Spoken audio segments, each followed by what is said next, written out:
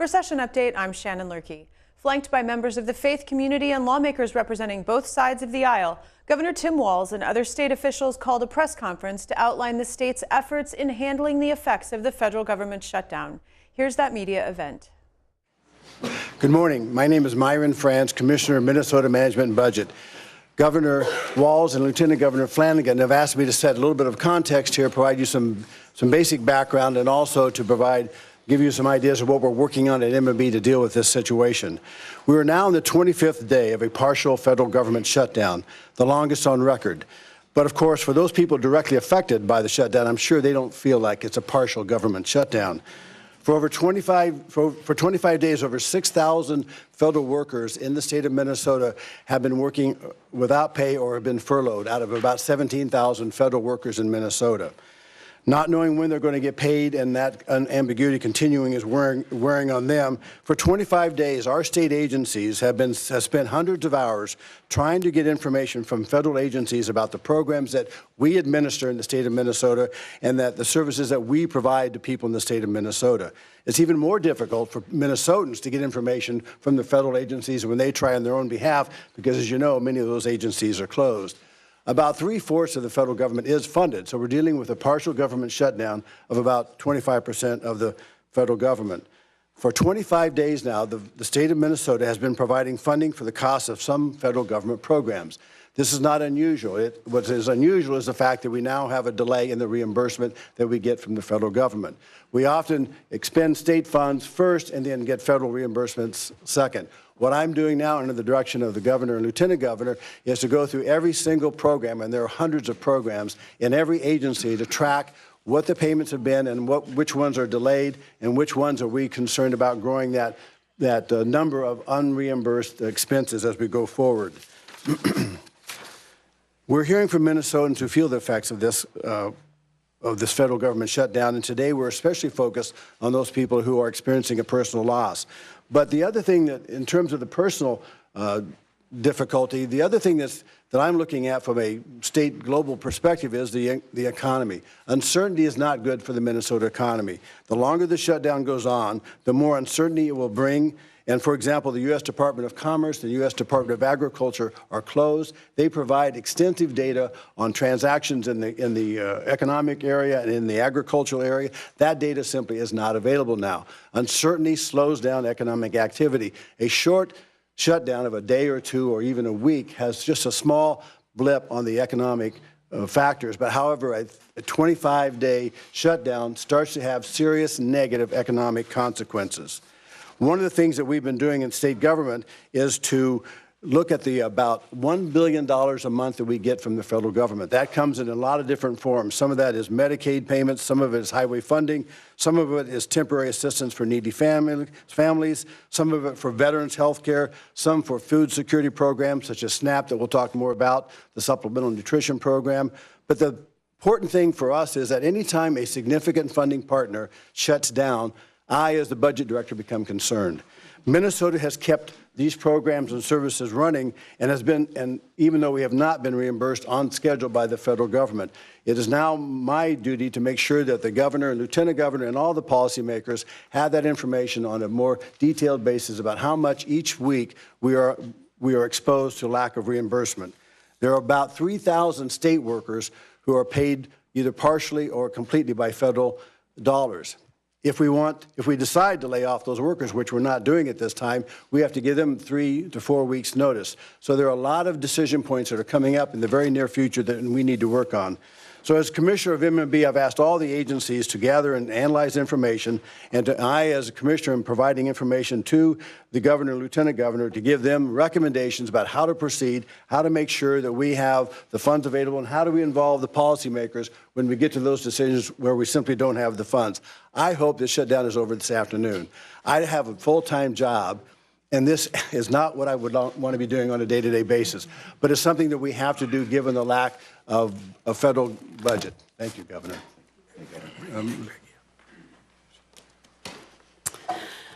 Good morning, everyone. I'd like to take a moment to recognize the faith leaders who are here this morning. Archbishop Hebda from the Archdiocese of St. Paul and Minneapolis, Bishop Patricia Lull from the St. Paul Area Synod, Rabbi Harold Kravitz from Adath Jeshurun Congregation, Imam Asad Zaman from the Muslim American Society of Minnesota, and several leaders from the Joint Religious Legislative Coalition. And we know we've had additional faith leaders who have joined us. So if I missed you, it's not, and Pastor Paul Slack, it's not because we don't appreciate you being here. And we thank you for your leadership and our faith communities for standing in solidarity and partnership as we make the first steps in ensuring that our most vulnerable Minnesotans are protected from the increasing impacts of the federal government shutdown. I know that for me, the passage that guides my faith is Matthew 25, and as we think about this work, we think about the least of these. I know all too well how important it is that Minnesotans continue to receive the support that they need. As many of you know, growing up, I was the kid with the different colored lunch ticket, and I was someone whose family could not afford the full price of lunch. As a child with asthma, Medicaid saved my life. And like many Minnesota families, mine struggled and fought just to put food on the table and clothes on our back. So it was services like SNAP and Medicaid that helped my family to get ahead when we needed a helping hand. And today, families statewide rely on this support to keep their loved ones healthy, fed, and safe. So as the shutdown continues, we must ensure that Minnesotans have what they need to continue to be able to care for their families. It is also critical that we recognize our tribal communities and our tribal communities who have been disproportionately impacted by the shutdown. With many tribal community members receiving health care and other critical services through the federal government, the shutdown's ripple effect is particularly large in Native communities. This is due to treaty and trust responsibilities that are supposed to be upheld by the federal government. I've personally spoken to leaders from Bois Forte, Red Lake, Prairie Island, and Shakopee about the shutdown, and our team has reached out to all 11 sovereign nations in the state. We will continue consulting with the tribes to fully understand the impacts of the shutdown and to work to try to find a solution together. Thank you. And now I'd like to introduce Attorney General Keith Ellison. Thank you, Lieutenant Governor Flanagan.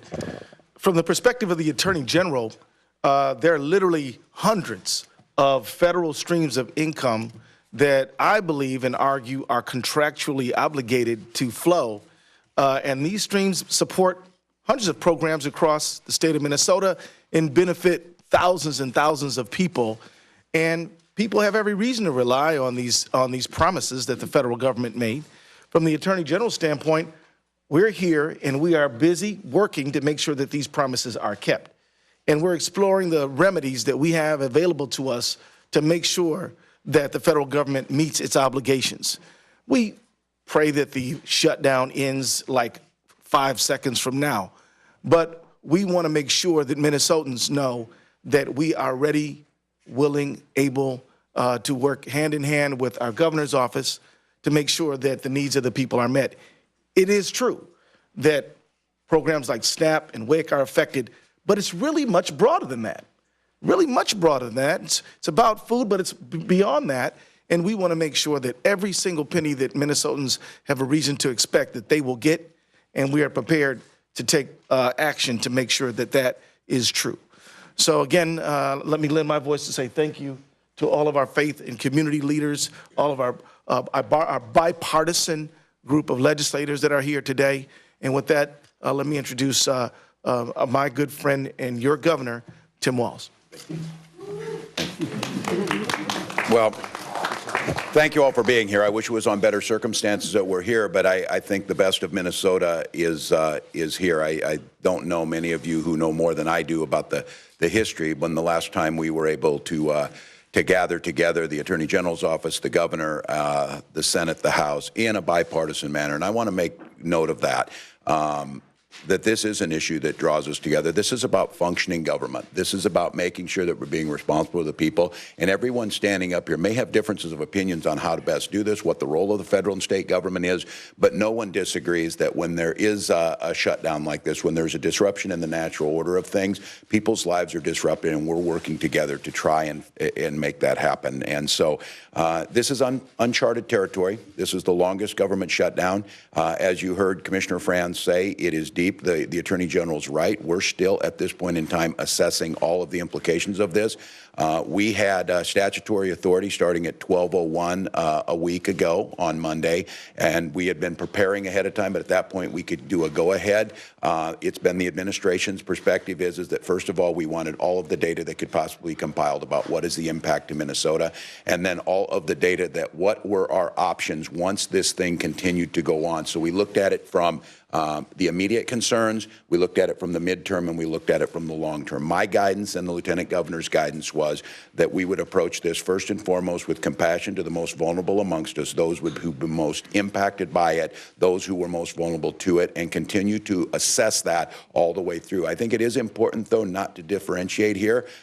We've got folks in agriculture who are hurting for numerous reasons.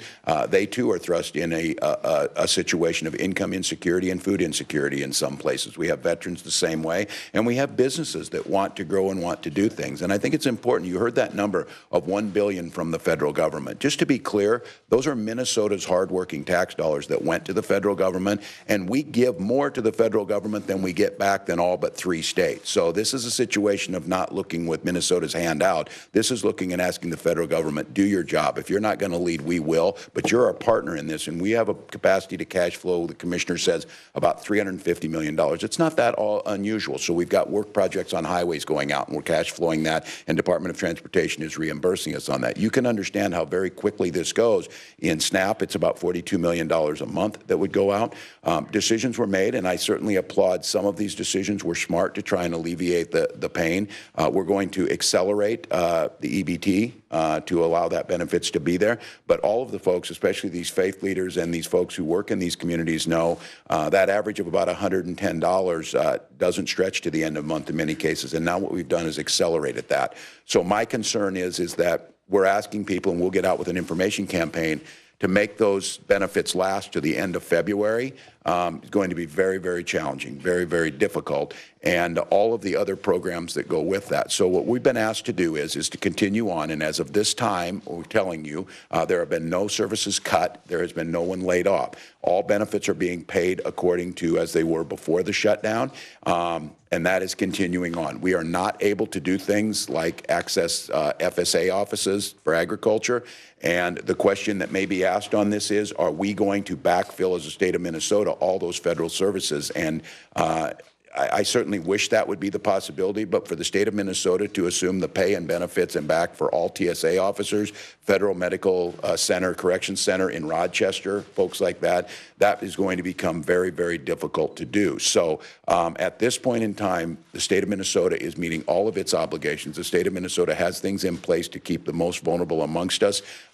Officially, till the end of February, we're approaching it the number and where we need to have things in place. And this is where the legislature comes in, thinking about the 15th of February. And I'm very cognizant of, we're going to ask the Attorney General. We have sent contacts with our federal delegation. The expectation is that the federal government, while they did do a bill to make sure back pay is given to all federal workers, we all know that won't go to federal contractors, and there was nothing said about reimbursements to the state. So the Attorney General, working in conjunction with our office, is going to make sure both on a legal basis that they're able to pay, if we're doing it on the congressional side with our federal delegation, to ask her that anything that's done at the federal level reimburses and holds states harmless. But every day that this goes on, one of the frustrations I think many people have, but this is where Minnesota will step up. They've left a lot of states on their own. They've left a lot of people on their own. This is a state that will not leave anyone behind. This is a state that says we're all in this together. And you've heard me say it a lot on One Minnesota. We're also one Minnesota in hunger. We're also one Minnesotan people who are hurting, and it doesn't matter if it's greater Minnesota or the Twin Cities. And we are up here standing as a bipartisan group of folks, a faith-based, nonpartisan groups of folks, saying that basic functions of promises made to people should be kept. So this is our commitment to do it as it stands right now. State of Minnesota is prepared to continue on basically till 15th of February. We have not expended funds that weren't already appropriated, so we haven't had to ask the legislature for additional appropriations. The funds that have been expended, we are under the legal understanding that all of those are reimbursable and should be reimbursed.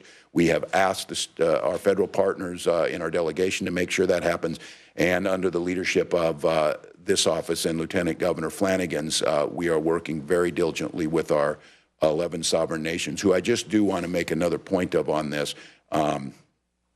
That these are treaty obligations. Mm-hmm. These are not things. These were done in exchange for the land, and these were promises that were made. And these are supreme law of the land, and now we have health care up on Red Lake that are cutting down access to health care, education that's being funded, security and police forces that will be there. And again, this isn't the federal government giving out and propping up our sovereign nations. This is the federal government's treaty responsibility to do what's fair and what was right and that was agreed to those tribal nations. And our concern in Minnesota is that we're accessing with that. And I would add one last note before we take questions.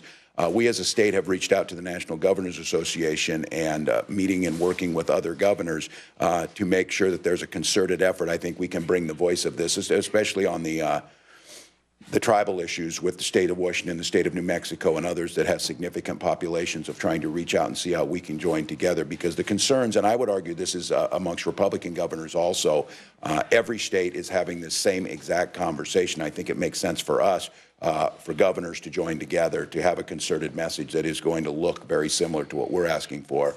Fulfill your responsibilities, make sure that we are reimbursed. And again, my final message is end this damn thing.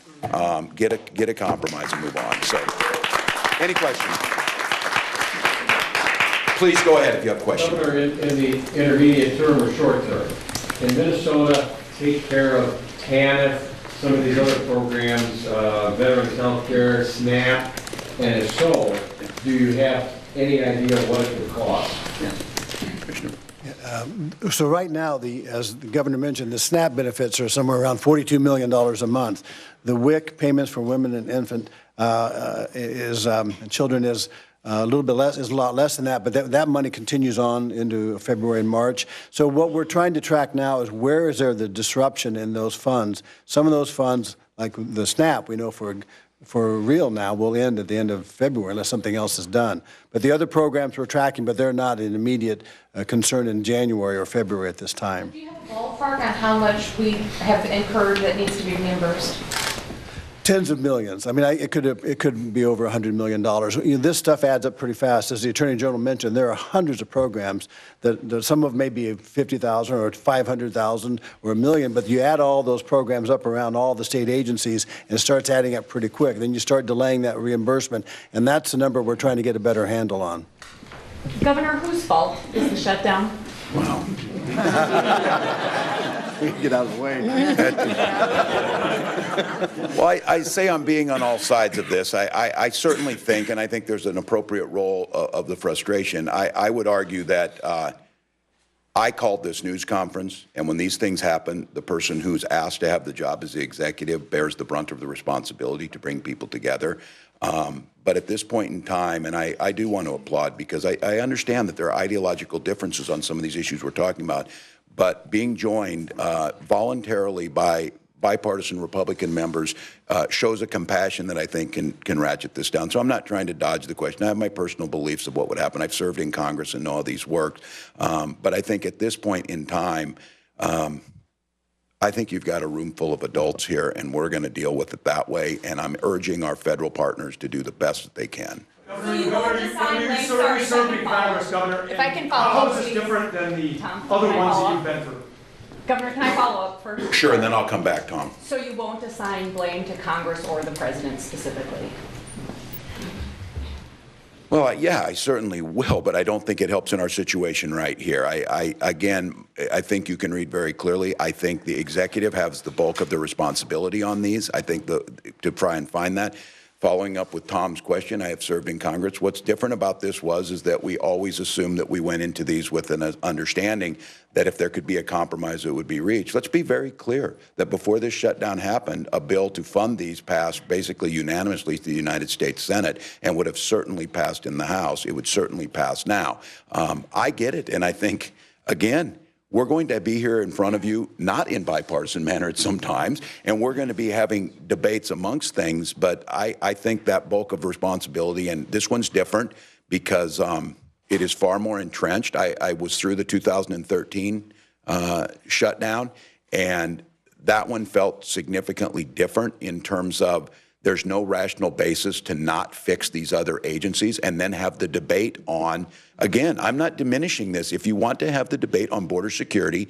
and if a physical barrier is the best way versus others, I have my opinion on that, and that's a fair debate.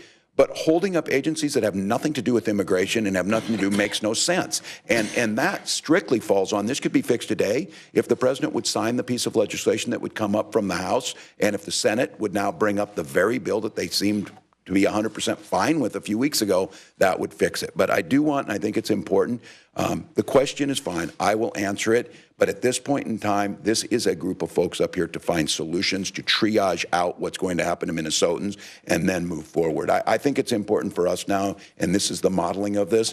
This group gathering here today is the antithesis of what's happening there. And that's what we're going to continue to focus on. Governor, could I just say, sure, as a person who also spent the last 12 years in Congress, as one who spent the last 12 years in Congress with our governor, these folks aren't here because they want to figure out whose fault it is. They're here because they are worried about people who depend upon SNAP and WIC and 100 other programs. So that's the point of this press conference. Whose fault it is, the whole world can speculate and offer their views. We need this thing to get back open so that people can get the services that they need. That's why we're all here. General, what are you, I'm sorry, Governor, can I ask the Attorney General? Sure. Attorney General, what are you prepared to do legally to make sure that contracts are fulfilled and that the governor or the government reimburses? We are researching our legal remedies at this very moment and have been, and we're prepared to take full use of the legal system to enforce the contracts and the commitments that the federal government has made. And at the right and proper time, we will move out in an expeditious manner. We're working with the governor right now. This is a team effort. We're working with legislative partners. We're talking with our federal delegation. We're talking with attorneys general around this country, but we're prepared to take legal action. You go to court against the governor? Against the governor? No. Oh, government. Oh, yeah. No, absolutely. We're together. One is enough. Yes. Yep. Attorney General, so it would look like going to court, trying to get a court order to mandate release of payments from federal agencies? What would it look like? It could look like that. I don't want to prescribe exactly what we're going to do at this moment. We have some of the best legal minds in the state of Minnesota, crunching this problem as we speak. But it certainly could involve that. And, I got a feeling that we're not the only state that's looking at these issues. Could it be a multi-state lawsuit, perhaps? Could be. Governor, to be clear, you're not asking state lawmakers to do anything at this point, managing it internally, but what are you keeping your eye on that lawmakers might have to intervene? Yes, no, the question is good about what we're asking them. We're asking them to join with us together, and we were very clear as we spoke bipartisanly before we came out here. This will become obviously much more of a broader discussion if at some point in time we have to ask for appropriation bills to spend additional funding to cover these services that we're asking for. What we're asking them is to start thinking and preparing what we do next, to start thinking and preparing when we do appropriation bills to make sure that's written into their that expectation that will be reimbursed. The Attorney General's right. This is a difficult one. I think to be clear on this, I'm pretty confident they will do their best to pay us back because being in this job now, I can't imagine there is one of the other 49 governors that is going to be okay with telling the federal government, sure, you just keep the money, we went ahead. No, that is not going to happen, but I do think it's, what I'm asking them is to prepare for if we have to have this discussion, because it is really difficult, and Commissioner Frans know this, and these legislators know this. We've had situations, each and every one of us, where an emergency situation warranted us taking action, for example, the ice storm in Worthington that pulled down power poles, I fought in Congress for 3.5 years to try and get reimbursement on that. And so, Has the state been reimbursed in previous shutdowns? Generally, yes. Along the same line, where you're talking about writing into the bill expectation of reimbursement from the federal government, and this may be a question for the Attorney General, I'm not sure, but how is that different from memorializing Congress? I mean, does it have any legal force? And if we are not reimbursed, does that indicate then that the state does not pick up the cost out of the general fund? yeah, I don't know the answer to that yet, and I think this is one to include the legislators. I think there's a fair discussion here, and I think ideologically this will be a healthy discussion that we have of what is that proper role to try and cover that. I'm sure there will be the assumption, and to be very honest, if the federal government fails in their responsibilities, we are going to have that discussion. Our point right now is that laying it out with what we know. I can't speculate on what's going to happen, but I think you should have an expectation that we are preparing for that. This is, again, we all said it. We hope the shutdown ends. Hope is not a plan. It's a wonderfully powerful word, but it is not a plan. Our plan was to brief this group, to ask what's happened, to put things in place, and to be very clear that we need to start working right now, because these very questions you're asking are actually going to become relevant over the next several weeks when we start to look at the need for appropriations, because that $350 million that goes to floating those reimbursements. It's so we got a highway project and you pay the contractors and DOT pays that money back a week later and that fund continues to be reimbursed. It is now drawing down, drawing down, drawing down. At what point in time does that start to impact those payments is what we're trying to understand. Is there anybody here who can speak to the end users? Like when are the EBT cards renewed? When's the WIC benefits renewed? When will people start feeling this if this come up? Yep. Yeah, Commissioner Laurie, it's good to say that here. This is my first time up here. So SNAP is going to be, the Supplemental Nutrition Assistance Program is going to be the first to be harmed by this partial federal shutdown. This is 400,000 Minnesotans, over 70% of whom are either elderly, disabled, or children. And the feds did put up money for February. Okay, so we're not hitting that yet. There are some very real logistical challenges in getting that accomplished, and the cards are going to be filled at about January 20th. And so people are going to be running out of their assistance earlier in February than anticipated, but when we're going to need to step in is around the 1st of March. And it is about a $42 to $40 million monthly expenditure. Again, 400,000 Minnesotans, about $110 per month for these elderly, children, disabled, all across the state, split almost evenly between urban and rural. I mean, think about the widower in Thief River Falls or Hutchinson or Minneapolis or St. Paul that, you can't survive on her Social Security. These are the recipients of SNAP, and food can't wait. You run out of food, 2 o'clock in the afternoon, it starts getting real.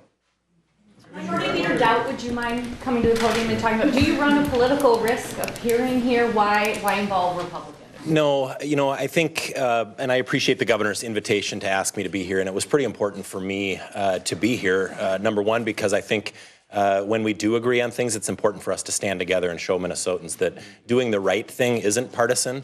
And when we agree with each other, we should show Minnesotans that we agree. And when Washington is in a disagreement, I think showing the stability of our state government to Minnesota is important. You're talking about health care and food for our most vulnerable populations. I think it only makes sense, and everyone can agree that we need to step up and make sure that people have those services. Those are just the most basic needs that we provide to the most vulnerable people in our state. And on a bipartisan basis, I think we all agree that we need to step up and make sure that those people have those services. At this point, the executive branch isn't asking the legislature for anything, but I think we need to be part of the conversation. And Commissioner Frans will keep all of us informed as to what the needs are. And at some point, if this continues on very long, there may be a time the legislature has to step in. So we certainly want to be part of a solution if we can be.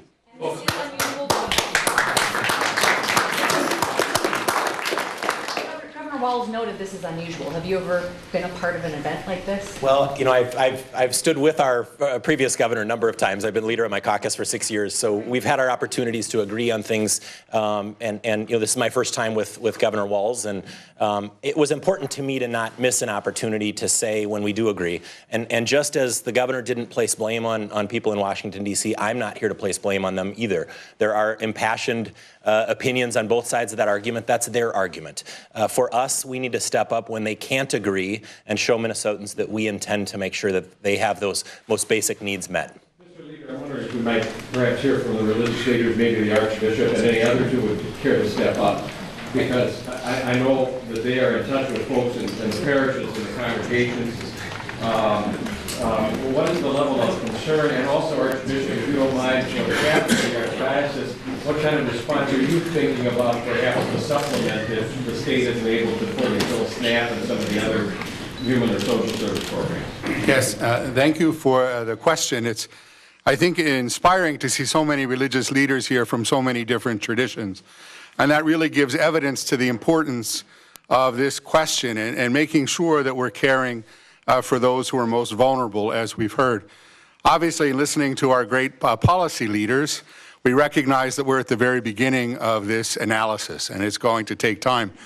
I certainly wanted to be supportive of this morning because of the modeling that takes place as we call together people with different views, the bipartisan nature of this gathering, and that desire to put aside some of those partisan politics to really address problems that are going to have a concrete impact in the lives of families.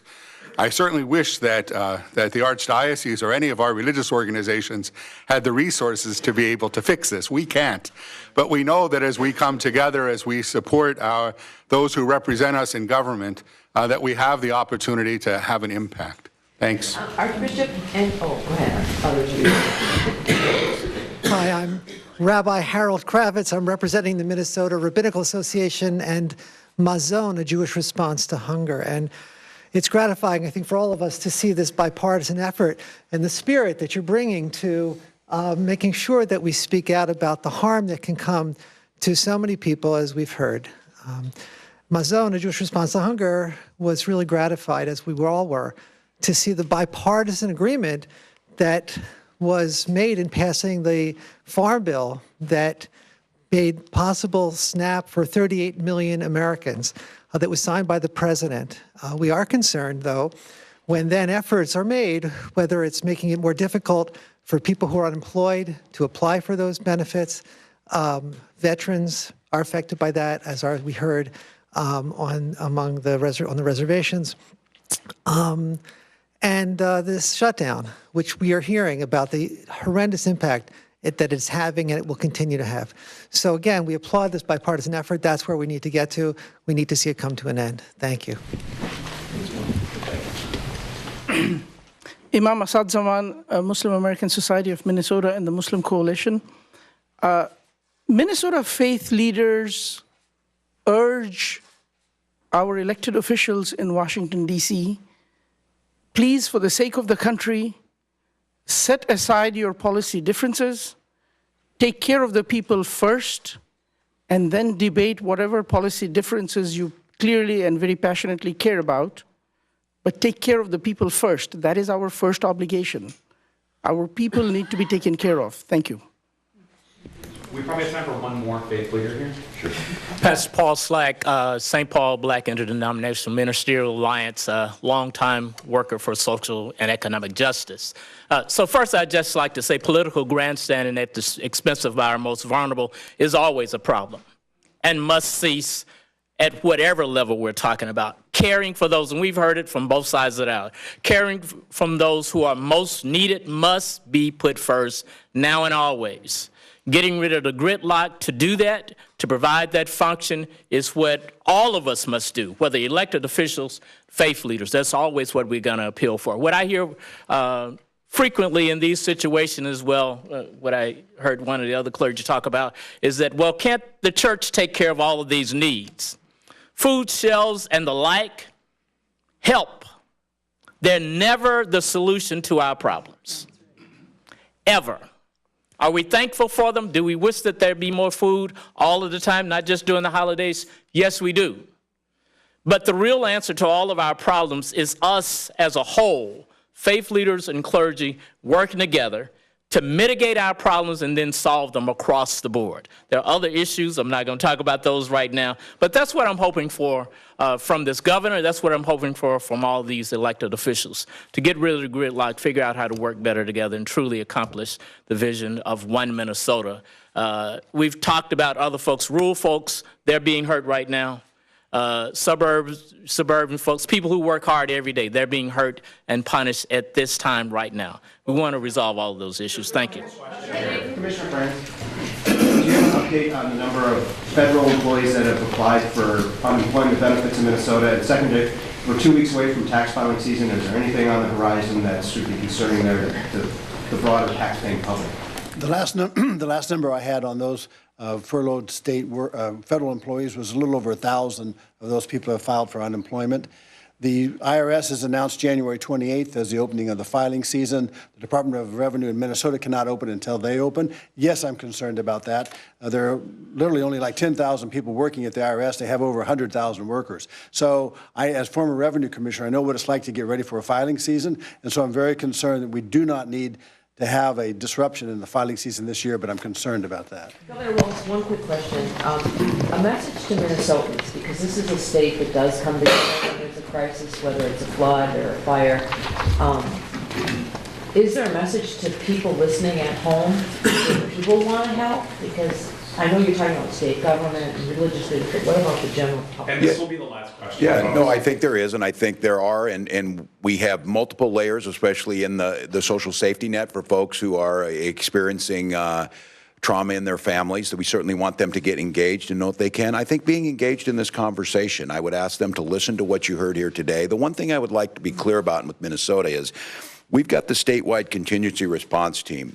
Through this process, we have thought about this. We did not have to reinvent the wheel on how to go about this. We had to gather data, and certainly the situation is different because of the targeted nature of the lack of appropriations in the targeted agencies. But there is a plan out there how to do this, and I think it's one thing that government needs to do a better job of is learning over time to start to adapt and be prepared for these. And I would just, again, as a point of personal privilege, point out on this. After the last shutdown, one of the things that we saw, and again, this always troubles me that people start to decide who's most worthy of being concerned about in a shutdown. It's all of us that have to be.